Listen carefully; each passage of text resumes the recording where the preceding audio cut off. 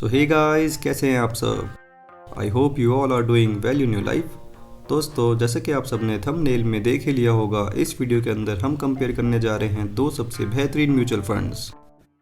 So friends, सबसे पहले हम दोनों ही फंड्स को सेपरेटली डिटेल रिव्यू करेंगे एंड देन हम दोनों ही फंड्स को एक ही साथ एक ही स्क्रीन पे कंपेयर करके जानेंगे कि आपके लिए इनमें से कौन सा फंड सबसे बेहतरीन रहेगा।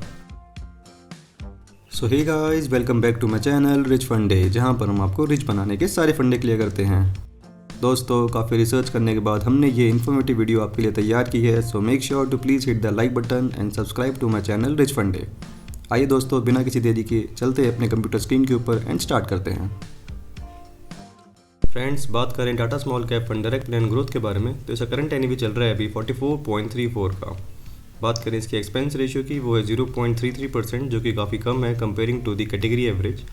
दोस्तों, इस फंड का सबसे बड़ा प्लस पॉइंट है कि इसका जो एग्जिट लोड है वो 0.5% का ही है, एंड वो भी जब अपने आप पैसों को 30 दिन से पहले रिडीम करते हैं। यानी कि मान लीजिए आपने 1 तारीख को इन्वेस्टमेंट किया है एंड आप अगर 30 तारीख से पहले उसको रिडीम करेंगे तो ही आपको उसके ऊपर 0.5% का एग्जिट लोड लगेगा। एंड अगर आप उस 30 दिन के बाद करेंगे तो इसमें आपको कोई भी एग्जिट लोड नहीं लगेगा। इसलिए इस फंड में ये सबसे बड़ा प्लस पॉइंट है। बात करें इसकी AUM के बारे में, तो वो है 11,000 करोड़ के आसपास, एंड लॉकिंग पीरियड दोस्तों इसके अंदर कोई भी नहीं है। आप अपने पैसों को कभी भी रिडीम कर सकते हैं depending upon your needs. And बात करें इसकी एज के बारे में, तो दोस्तों ये फंड लॉन्च हुआ था 2018 के अंदर, एंड इस फंड को हो चुके हैं 6 years and 10 months। दोस्तों, ये फॉलो करता है निफ्टी स्मॉल कैप 250 को। एंड फ्रेंड्स, अगर आपको इसके अंदर इन्वेस्टमेंट करनी है तो आप स्टार्ट कर सकते हैं minimum with the SIP of 500 rupees only. And इसके अंदर अभी लमसम के लिए जो इनने क्राइटेरिया है वो बंद कर रखा है। तो अगर आपको इसके अंदर इन्वेस्टमेंट करना है तो एज SIP आप कर सकते हैं मिनिमम 500 रुपीज़ से स्टार्ट। रिस्क मीटर दोस्तों हाई है इसका, बिकॉज ये एक स्मॉल कैप फंड है। दोस्तों, बात करें इसकी टैक्स के बारे में, तो जैसा कि आपको हम हर वीडियो में बताते हैं, ये एक थोड़ा वास्ट टॉपिक है, but for in a small detail हम आपको बता सकते हैं कि STCG एंड LTCG ये दोनों ही टैक्स है, short term capital gain and long term capital gain. तो अगर आप अपने पैसों को 1 साल से पहले रिडीम करते हैं तो जो भी आपके रिटर्न्स आएंगे उसके ऊपर 20% का आपको टैक्स लगेगा as a short term capital gain tax. And in a long term capital gain, अगर आप अपने पैसों को 1 साल के बाद रिडीम करते हैं तो 1.25 लाख रुपये के छोड़ने के बाद जो भी आपके रिटर्न्स आएंगे एक्स्ट्रा, उसके ऊपर 12.5% का टैक्स लगेगा। दोस्तों, अब हम बात करें इसकी SIP के अंदर, तो अगर आपने 10,000 रुपये की SIP की होती इन द लास्ट 5 years, तो टोटल आपने इन्वेस्टमेंट किया होता है इसके अंदर 6 लाख रुपीज़ का, एंड आपको इसके अंदर प्रॉफिट होता 4.94 लाख रुपीज़ का। तो टोटल आपका बन चुका होता 10.94 लाख रुपीज़। फ्रेंड्स, हमेशा याद रखें कि ये हमेशा जो भी है आप रिटर्न्स देखते हैं, ये डिपेंड करेगा कि उस टाइम पे मार्केट कितना ऊपर एंड कितना नीचे गया है।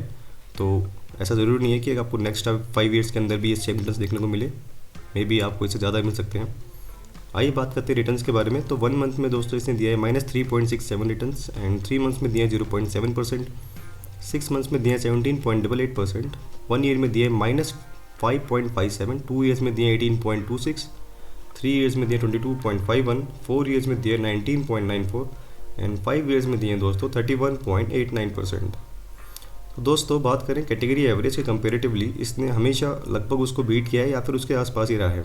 आप देख सकते हैं 1 मंथ में तो नेगेटिव रिटर्न्स रहे हैं इसके 1 ईयर में, उसके बाद 2 ईयर्स में इसने बीट किया है कैटेगरी एवरेज को, 3 ईयर्स में भी इसने बीट किया 22.51 कैटेगरी एवरेज को, 4 ईयर्स में भी इसने बीट किया 19.94, एंड 5 ईयर्स में भी इसने बीट किया 31.89 ऑफ कैटेगरी एवरेज ऑफ 30.04%। तो ऑल इन ऑल ये काफ़ी शानदार फंड है। एंड आइए अब देखते हैं इसकी एसेट एलोकेशन के बारे में। तो दोस्तों, ये करता है इक्विटी के अंदर 90.28% को, एंड लार्ज कैप के अंदर इनका कोई भी नहीं है 0%, मिड कैप के अंदर इनका है 7.4%, स्मॉल कैप के अंदर इनका 82.88%।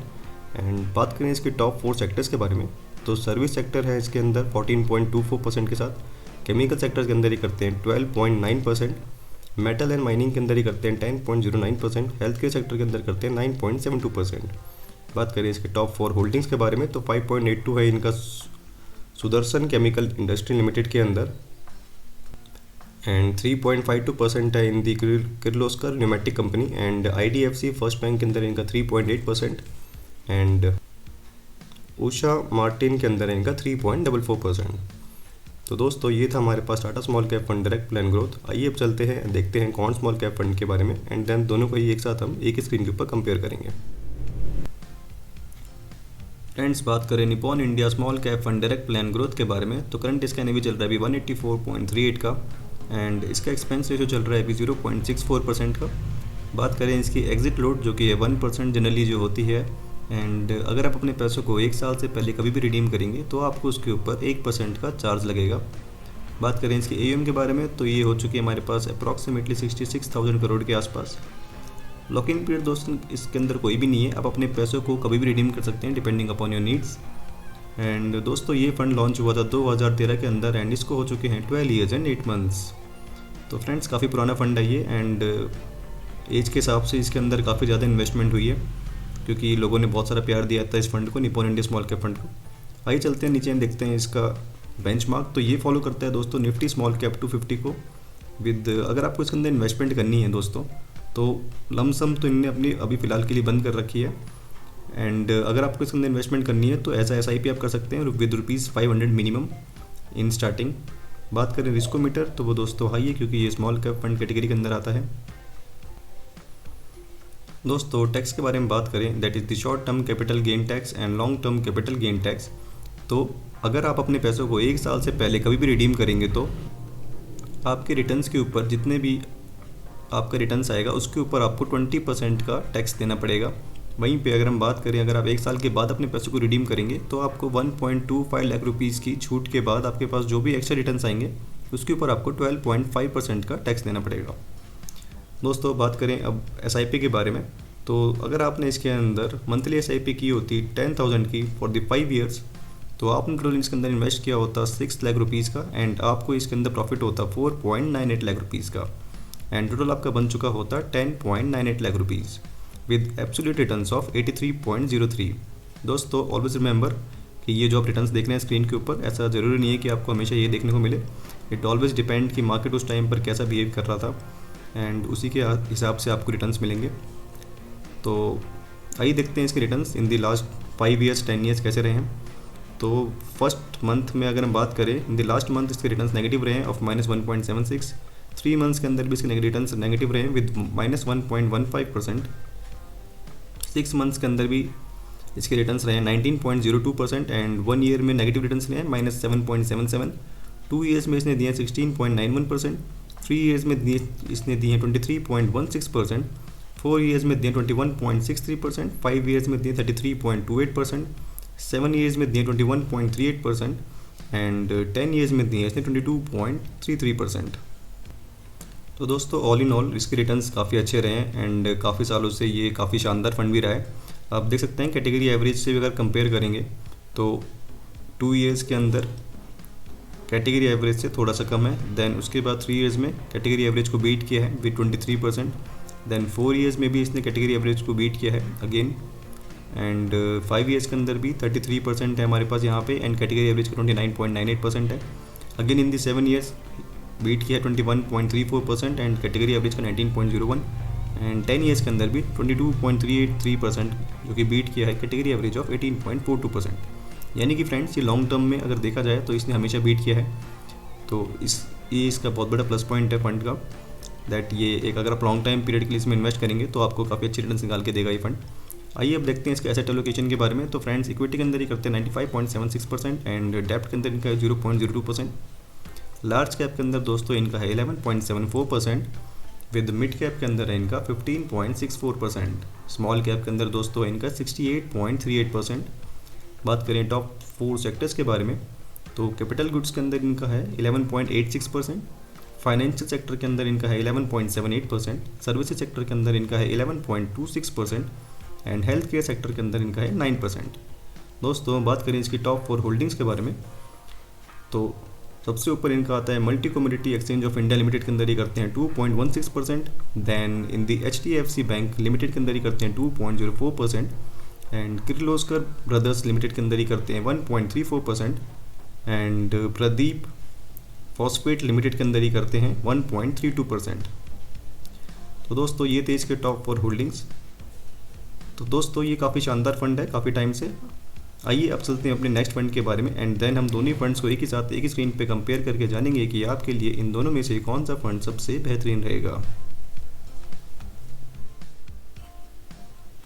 फ्रेंड्स, कंपेयर करें Tata small cap fund versus Nippon India का स्मॉल कैप फंड। तो लेफ्ट साइड में हमारे पास है टाटा का small cap fund and right side में हमारे पास है Nippon India small cap fund. सबसे पहले हम चलते हैं इनके, देखते हैं फंड ओवरव्यू। तो जैसे कि आप सब जानते हैं कि दोनों fund small cap fund category के अंदर आते हैं एंड बात करें इनकी फ़ंड एज के बारे में तो निपॉन इंडिया हमारे पास काफ़ी पुराना फंड है, इसको हो चुके हैं 12 ईयर्स एंड 8 मंथ्स। वहीं पर टाटा स्मॉल कैप फंड अभी हाल ही में लॉन्च हुआ था तो इसको हुए हैं 6 ईयर्स एंड 10 मंथ्स।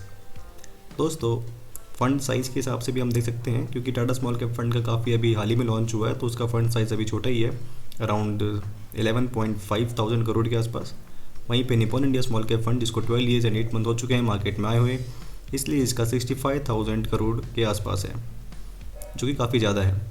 आइए देखते हैं इसके नीचे फ़ंड डिटेल्स के बारे में। तो फ्रेंड्स, बात करें फ़ंड डिटेल्स के बारे में तो दोस्तों एक्सपेंस रेशियो के बारे में देखा जाए तो 0.33% है हमारे पास टाटा स्मॉल कैप फंड का, जो कि काफ़ी कम है and comparatively to the Nippon India small cap fund जिसका हमारे पास है 0.64%। तो दोस्तों जिसका एक्सपेंस रेशियो कम होता है वो एज अ इन्वेस्टर हमारे लिए अच्छा होता है। तो इन दैट केस हमारे केस में 0.33% जो कि टाटा स्मॉल कैप फंड का कम है, that is good for us. बात करें इसकी एग्जिट लोड के बारे में तो ये भी एक बड़ा प्लस पॉइंट है हमारे पास टाटा स्मॉल कैप फंड के अंदर कि उसका एग्जिट लोड 0.5% का है एंड वो भी ओनली जब अपने आप पैसों को ओनली 30 डेज़ से पहले रिडीम करेंगे तो उसके बाद आपके 30 डेज़ के बाद आपके पे कोई भी एक्स्ट्रा आपको उसके अंदर चार्जेस नहीं देने पड़ेंगे at the time of the redemption of your amount. वहीं पे Nippon India small cap fund के अंदर थोड़ा सा अलग है, उसके अंदर 1% के चार्ज आपको देने पड़ेंगे एंड ये अगर आप 1 साल से पहले अपने पैसों को रिडीम करेंगे तो एंड उसके बाद उसमें भी कोई भी आपको चार्जेस नहीं लगेंगे। यहाँ पे सिर्फ 30 डेज़ के लिए है ये एंड ये है हमारे पास 1 साल के लिए फॉर 1% ऑफ निपॉन इंडिया का स्मॉल कैप फंड। दोस्तों दोनों फंड्स के अंदर कोई भी लॉकिंग पीरियड के अंदर नहीं है एंड बात करें बेंचमार्क तो निफ्टी स्मॉल कैप 250 को फॉलो करते हैं हमारे पास दोनों ही फंड। एंड एक और पॉइंट हमारे पास ये है कि दोनों ही फंड ने अपनी लमसम इन्वेस्टमेंट बंद कर रखी है एंड आपको अगर इसके अंदर इन्वेस्टमेंट करनी है तो आप एज SIP कर सकते हैं with a minimum investment of 500 rupees. दोस्तों ये दोनों ही फंड एक लॉन्ग टर्म पीरियड के लिए हैं क्योंकि स्मॉल कैप फंड कैटेगरी के अंदर आते हैं तो एटलीस्ट आपको इसके अंदर 10 to 15 ईयर्स बने रहना पड़ेगा। आइए चलते हैं पोर्टफोलियो के अंदर एंड देखते हैं। फ्रेंड्स, ये टॉप 3 सेक्टर्स है हमारे पास टाटा स्मॉल कैप फंड के, services, chemical and metal and mining. वहीं पे Nippon India small cap fund के हमारे पास हैं capital goods, financial and services. बात करें टॉप 5 होल्डिंग्स के बारे में तो Sudarshan chemical industry, Kirloskar pneumatic company, IDFC first bank, Usha Martin and BASF India limited, ये हमारे पास टॉप 5 होल्डिंग्स है of the Tata small cap fund. वहीं पे हमारे पास multi community exchange of India, HDFC bank limited, Kirloskar brothers, Pradeep phosphate and Karur Vysya bank limited, ये हमारे पास 5 हैं ऑफ दी निपॉन इंडिया का स्मॉल कैप फंड। फ्रेंड्स, बात करें इक्विटी के अंदर तो 90.28% पैसे रखते हैं इक्विटी के अंदर by Tata small cap fund manager and वहीं पे 95.76% हमारे पास पैसे हैं in the equity of the Nippon India का स्मॉल कैप फंड। डेप्ट के अंदर कोई भी पैसे नहीं है of the Tata small cap fund, वहीं पे 0.02% हमारे पास डेप्ट के अंदर भी हैं ऑफ द निपॉन इंडिया का स्मॉल कैप फंड। फ्रेंड्स, आइए अब चलते हैं इसके रिस्क मेजर्स के अंदर एंड देखते हैं। तो बात करें रिस्क मेजर में सबसे पहले हम देखेंगे इसका standard division, that is the SD। तो फ्रेंड डेफिनेशन देख लेते हैं। The standard division represent the riskiness of the mutual fund as an annualise percentage. Higher the SD, higher the volatility and higher the risk probability of risk and gain. यानी कि जिसका ज़्यादा SD होता है उसमें उतने ज़्यादा चांसेस होते हैं लॉस एंड गेंस के। तो फ्रेंड्स, इस केस के अंदर दोनों का ही अप्रॉक्सीमेटली सेम ही है, 16 एंड 16.33। तो यानी कि इसका दोनों के अंदर सेम प्रोबेबिलिटी है रिस्क की, आपके पास ज़्यादा लॉस एंड ज़्यादा गेंस की। बात करें इसके अंदर अल्फ़ा के ऊपर तो it's a risk adjusted excess fund returns over the benchmark returns. यानी कि आपको जो भी बेंचमार्क रिटर्न्स हैं उससे एक्स्ट्रा कितने रिटर्न्स निकाल के दिए हैं। तो टाटा स्मॉल कैप फंड ने हमें निकाल के दिए हैं 4.93%, वहीं पे बंधन small cap fund Nippon India small cap fund ने हमें निकाल के दिए हैं 3.73%। तो उस केस के अंदर हमारे पास alpha Tata small cap fund का ज़्यादा अच्छा है। एंड आइए अब चलते हैं इसके रिटर्न्स के अंदर एंड देखते हैं कि कौन से फंड ने कितने रिटर्न्स दिए हैं हमें। तो बात करें 3 मंथ्स के अंदर 0.7% का रिटर्न है हमारे पास by the Tata small cap fund. वहीं पे नेगेटिव रिटर्न है हमारे पास -1.15% ऑफ द निप्पॉन इंडिया का स्मॉल कैप फंड। 6 मंथ के अंदर दिए हैं 18.86% by Tata small cap fund. वहीं पे निप्पॉन इंडिया ने दिया है हमें पास 19.02%। एंड 1 ईयर के अंदर दिए हैं -5.57, वहीं पे निप्पॉन इंडिया ने दिया है -7.7%। 3 ईयर्स के अंदर दिए हैं हमारे पास टाटा स्मॉल कैप फंड ने 22.51% and Nippon India small cap fund ने बीट किया है विद 23.16%। एंड 5 ईयर्स के अंदर भी दोस्तों Nippon India small cap fund ने बीट किया है टाटा स्मॉल कैप फंड को with 33.28% and Tata small cap fund का हमारे पास 31.84%। तो ऑल इन ऑल दोस्तों ये दोनों फंड काफ़ी शानदार फंड है एंड काफ़ी डिसेंट रिटर्न है, दोनों की आसपास की रिटर्न ही हैं, ज़्यादा बड़ा डिफरेंस नहीं है हमें। बट लॉन्ग टर्म पीरियड के अंदर हम देख सकते हैं कि निप्पॉन इंडिया ने 2-3% से बीट किया है टाटा स्मॉल कैप फंड को। एंड क्योंकि ये Nippon India small cap fund काफ़ी ट्रस्टेड फंड है, काफ़ी पहले आया था एंड इसको मार्केट में आए हुए इससे 6 साल बड़ा भी है, तो लोगों ने काफ़ी ट्रस्ट दिखाया है एंड तब से लेके आज तक इनने काफ़ी अच्छे रिटर्न्स भी दिए हैं। तो इन दोनों में से if you want to choose one तो आई विल कंसिडर यू कि you can go with the Nippon India का small cap fund. But this is not the suggestion, it's only the suggestion not an advice. Please consult your financial advisor before investing in any of the mutual fund. And one more thing friends कि आप जब भी small cap fund category के अंदर invest करें तो make sure कि आप एक लॉन्ग टर्म पीरियड होरिजन के लिए आए हैं एटलीस्ट फॉर 10 to 12 ईयर्स, तभी आपको अच्छे रिटर्न्स देखने को मिलेंगे एंड अपने आप पैसों को एक अच्छे ग्रोथ दे सकते हैं। सो फ्रेंड्स ये थी video of comparison of the 2 best mutual fund.